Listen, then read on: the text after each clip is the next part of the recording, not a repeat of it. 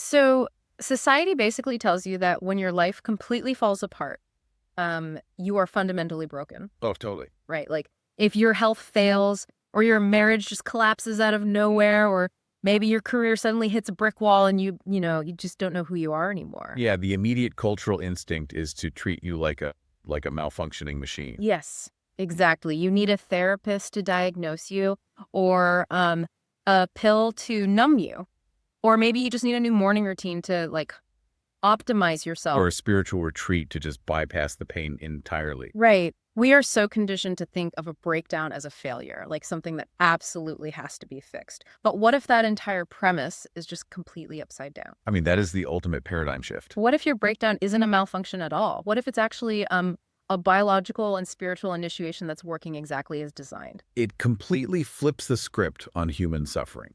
Because instead of treating a crisis as an error in your life's programming, it reframes the whole unraveling of your life as this deeply necessary mechanism for growth. Which is wild to think about. It is. You aren't broken.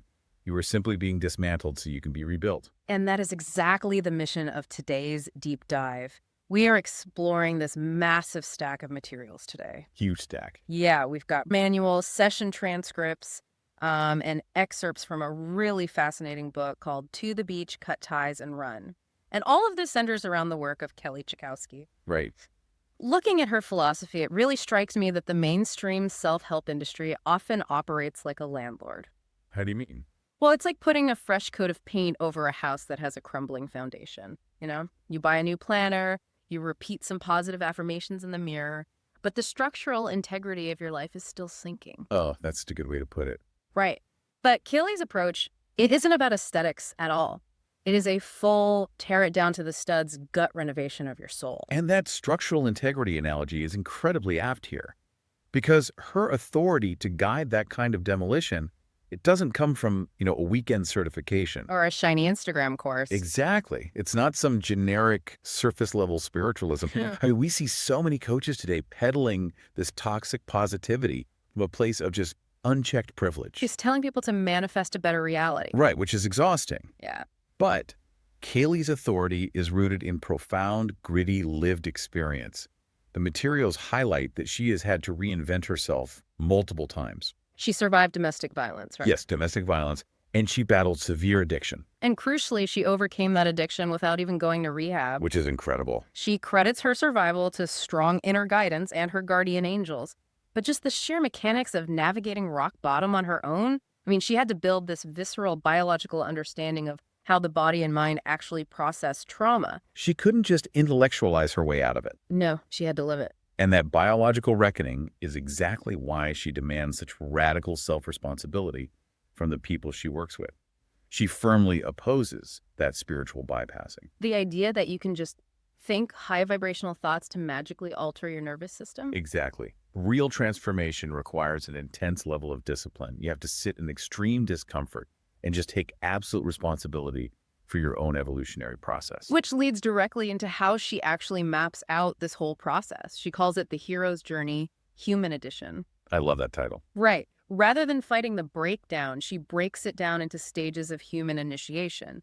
And honestly, I think anyone listening right now who is going through a hard time is going to feel uncomfortably seen by this map. Uncomfortably seen is the perfect phrase. The precision of it is what makes it so confronting. It all begins with stage one, which is the call. The disrupt. Right. It's the moment the old way of living simply stops working. It could be a sudden illness, maybe a sudden firing at work, or honestly, just waking up one Tuesday with a crushing, undeniable sense that you are living the wrong life. But human nature being what it is, we almost never answer that call voluntarily. Yeah, of course. We immediately pivot to stage two, which is the refusal. And this is where I see so many people get absolutely trapped. Oh, completely. The refusal is all about the mind just scrambling to regain control. Because it's pure nervous system panic. During the refusal, fear locks you into these behavioral loops.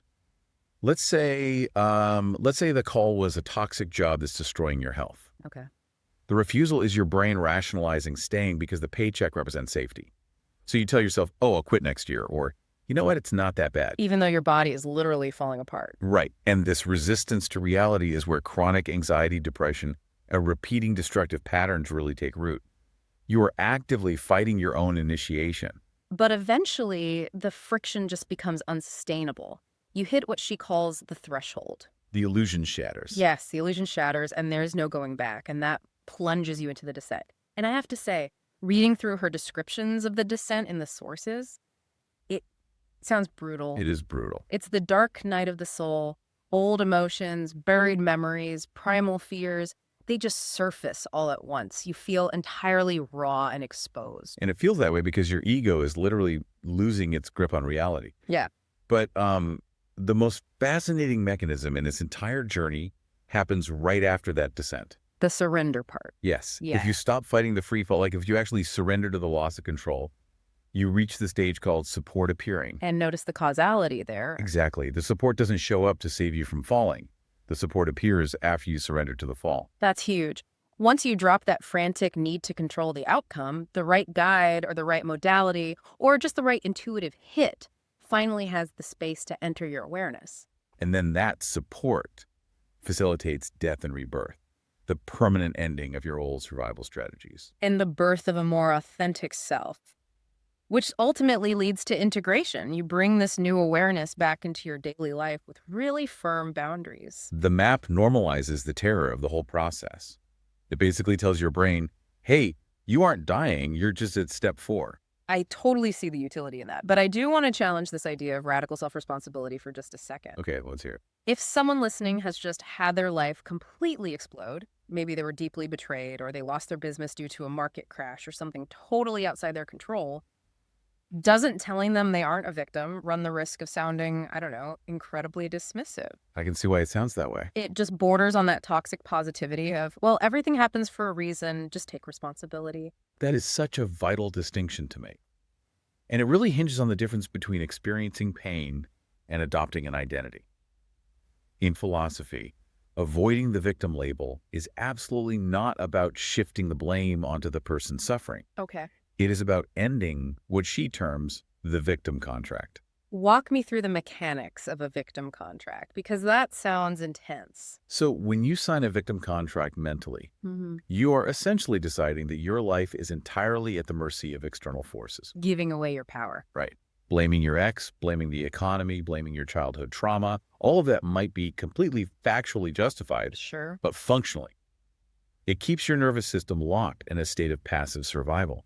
You're basically signaling to your brain that you are powerless, which means your biology remains in a state of waiting. Waiting for an apology. Waiting for a savior, waiting for circumstances to magically change. Wow. So the suffering actually multiplies because your mind is frantically trying to control an initiation it simply refuses to accept. You're basically bleeding out energy while waiting for someone else to apply the tourniquet. Which is precisely the opposite of healing.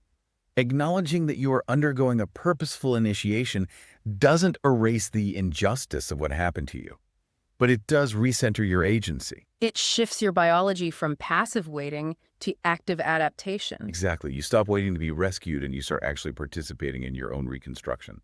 That reframes the whole concept of self-help for me. It's the difference between declaring, this terrible thing is destroying me, and stating, this incredibly painful thing is dismantling my outdated structures, and I am the one who gets to decide how the new house is built. And the actual blueprint for that new house is her signature methodology, the RISE framework. RISE. Yes.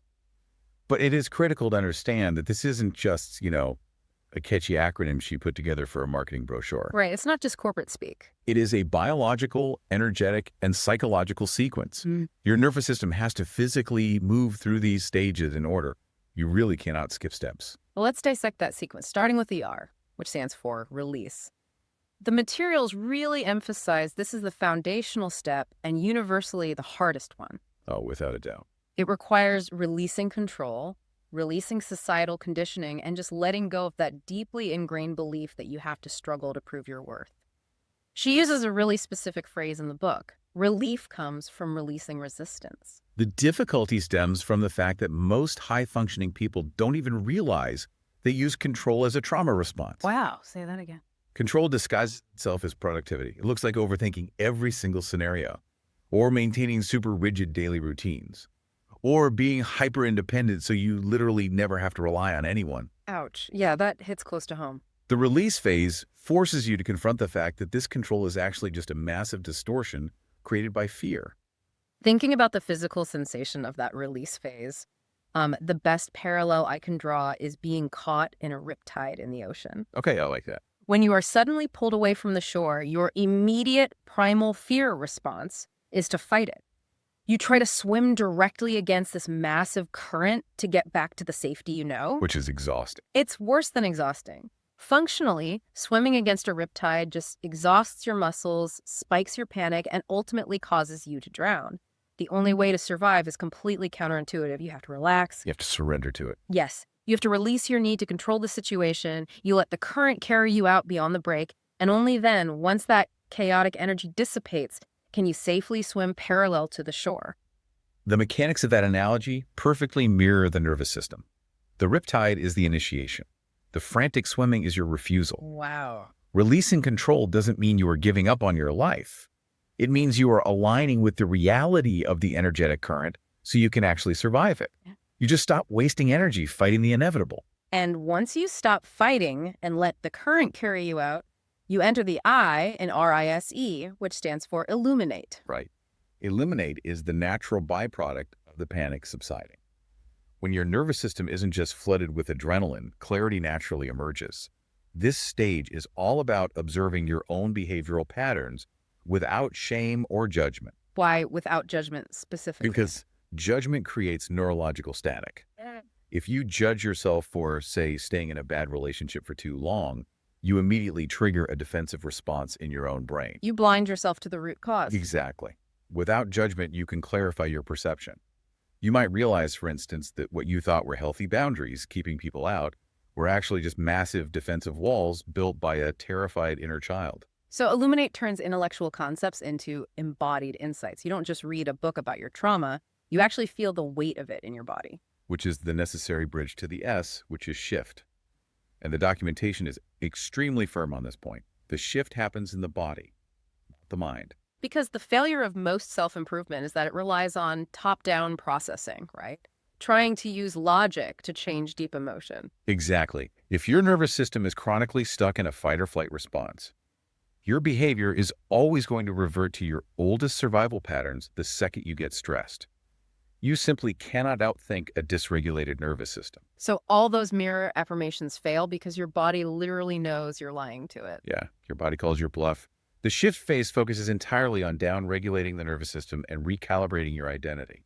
It is all about somatic safety. Making the body feel safe first. When the physical body finally registers that the threat is actually gone, it stops pumping cortisol. And only when the body feels profoundly safe does your behavior reorganize naturally. The shift isn't something you force through sheer willpower. It becomes an inevitable consequence of feeling safe. Leading us to the final letter E, which is elevate. Usually this is the part of the framework where the spiritual guru promises you will float away on a cloud of eternal bliss and manifest sports cars. Right, the toxic manifestation trap. But looking at Kelly's definition, elevate is remarkably grounded. It is the absolute antithesis of a manic, high-vibration escape. Elevate is defined as embodied integration. The hallmarks of this stage are neutrality, emotional stability, and a self-led presence. You aren't desperately trying to stay positive. You're simply neutral and adaptable to whatever reality presents. The element of elevate that really stood out the most to me was the concept of sovereignty.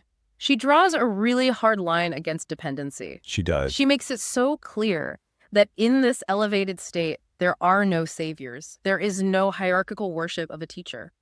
In her own text, she bluntly states, "If you need me forever, I failed you." A practitioner striving to make themselves obsolete is the ultimate proof of integrity.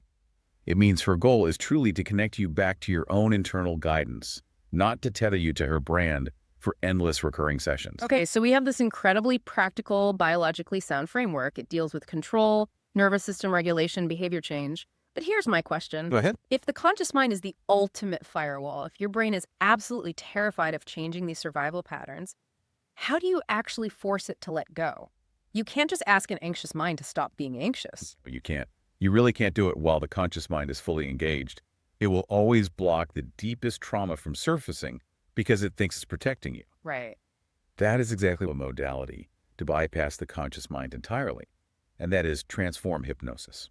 And this is where our deep dive takes a massive leap. Transform hypnosis is rooted in Dolores Cannon's quantum healing hypnosis technique, or QHHT, but much further. The objective isn't just, a relaxing guided meditation. Got it all. It's opening a direct, unedited line to the subconscious to excavate the absolute root of a person's physical and emotional blocks. The foundational belief here is that everything at its core is energy. When energy becomes congested, whether from a repressed childhood trauma, a deeply ingrained limiting belief, or even karmic imprinting from past lifetimes, it becomes dense. Heavy. Yeah, dense energy. And this dense energy manifests in your current physical reality as chronic pain, unexplained illness, or those emotional loops you just can't seem to break. I want to ground this in a specific example from the session transcripts we reviewed, because she's not just looking for abstract feelings. In one recorded session, she guides a client to identify the literal source of a blockage, and the subconscious mind reveals an energy cyst located in the client's throat, along with a dark, heavy cloud hanging over their head. To understand how an energetic cyst functionally blocks someone, just think about the throat chakra.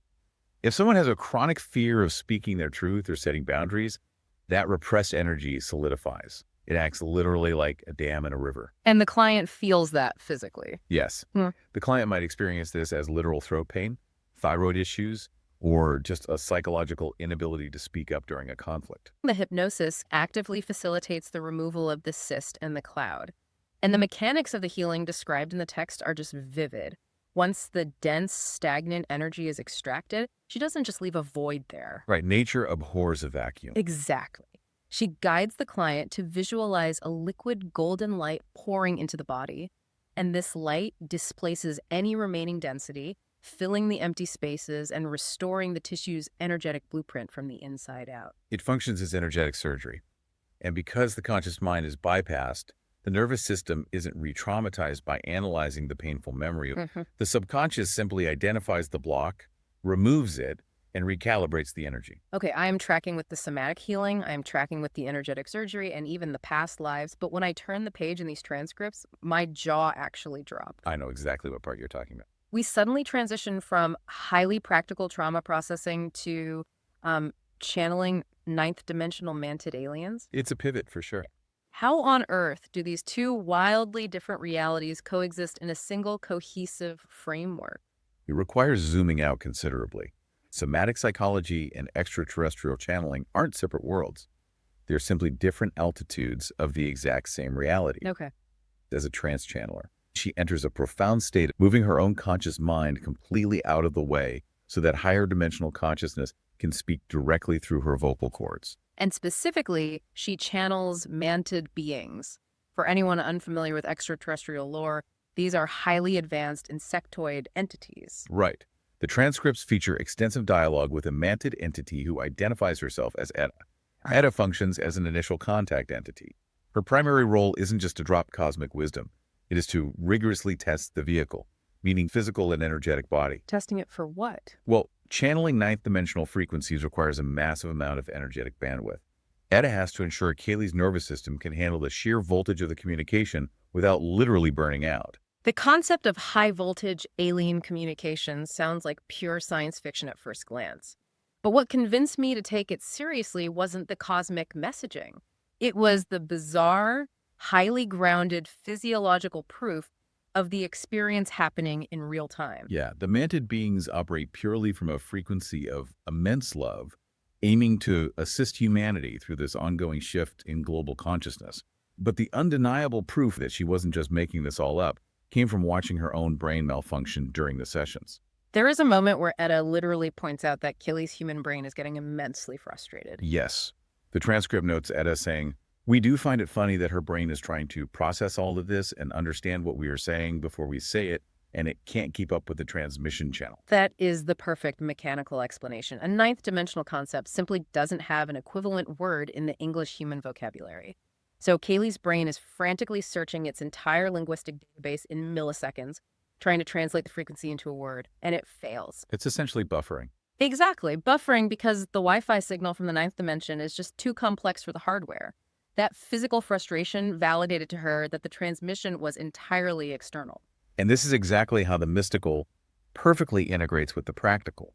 This high-level channeled guidance provide the eagle-eye view of a client's soul history. But the RISC framework ensures that the client's human nervous system can actually integrate that shocking truth without collapsing. Right, because unregulated truth feels to the physical body like a violent attack.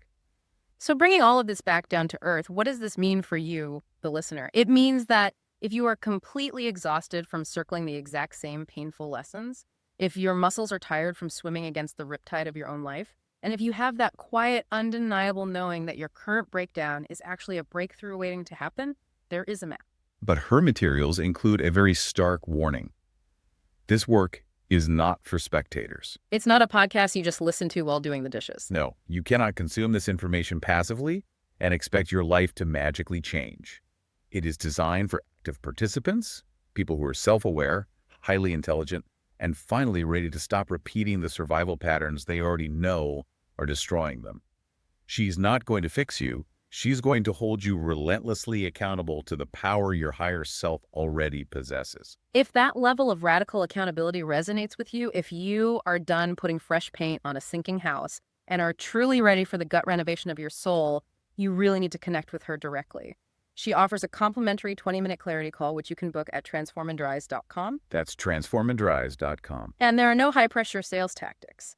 It is purely an opportunity to see if your energy aligns with her approach to the work. It is, at its core, an invitation to step out of the waiting room of your life and finally sign a new contract with yourself. As we wrap up this deep dive, I want to leave you with one final provocative question. It stems from the source material's perspective on soul contracts and reincarnation. The foundational premise of this work suggests that your existence did not randomly begin on the day you were born. The premise is that before you ever incarnated into this specific physical body, your soul sat down and actively designed the exact curriculum you would face in this lifetime.